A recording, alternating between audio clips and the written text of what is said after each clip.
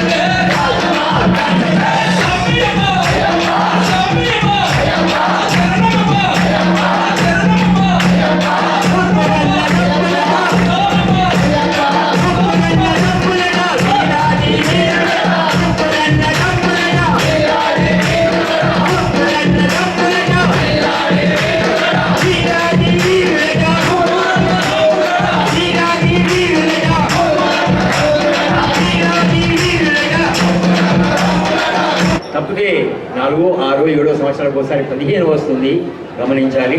అదేవిధంగా మనకు జరిగే కార్యక్రమాల్లో ఆరట్టు ఉత్సవం ఒకటి, మహత్తర మండల పూజ అయ్యప్ప జాతర ఒకటి, మకర సంక్రమణ జ్యోతి పూజ ఒకటి, ఈ విషు పూజ ఒకటి, మధ్యలో ఇంకొకటి ఉంటుంది కానీ మనం ఇక్కడ అది జరపడం లేదు.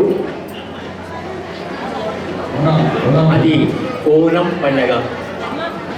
అది ఓనం పండగ. ఓనం పండగ అక్కడ చాలా బ్రహ్మాండంగా జరుపుకుంటారు. కానీ మనం ఆలయం ప్రారంభమై 30 సంవత్సరాలు దాటిన ఇంతవరకు జరపలేదు. దాని వివరాలు తెలుసుకొని వీలైతే స్వామి అనుగ్రహిస్తే, స్వామి కటాక్షిస్తే మనము ఓనం కూడా జరుపుకుందాం. మీరందరూ తప్పకుండా ప్రతి కార్యక్రమంలో పాల్గొని స్వామివారి యొక్క ప్రసాద రూపకంగా అన్న ప్రసాదాన్ని స్వీకరించి వెళ్ళాలి. ఇకపోతే 27 రోజులకు ఒకసారి, అంటే నక్షత్రాలు 27 కాబట్టి అశ్విని, ఇవన్నీ కృతిక, మృగశిర, ఆరుద్ర, ఉర్వశు ఇవన్నీ ఏవైతే ఉన్నాయో నక్షత్రాలని 27. అందులో ఉత్తర అనే నక్షత్రం స్వామి యొక్క అనుగ్రహ కృపాకటాక్షాలు పొందాలి.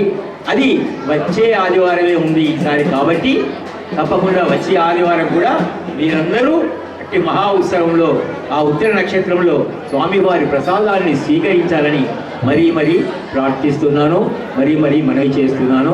అట్టి మహత్తరమైన ఉత్తర నక్షత్రంకు ఇప్పటి వరకు 42 మంది దాతలు తమ యొక్క పేర్లను ప్రకటించారు. దాదాపు ఒక 50 లక్షలు డిపాజిట్ చేస్తే వచ్చే ఆదాయంతోనే ఆ రోజు ఖర్చు సరిపోతుందనే ఉద్దేశంతో ఒక్కొక్కరు 1 లక్ష రూపాయల చొప్పున ఒకేసారి వీలు పడని వాళ్ళు ఉద్యోగస్తులైతే నెలకు 10,000 చొప్పున సంవత్సరం లోపు చెల్లించి తమ యొక్క ఫోటో, పిల్లల ఫోటో, వాటి ఏవైతే ఉన్నాయో అక్కడ నిర్దేశించి చెప్పబడిన వాటిని అంది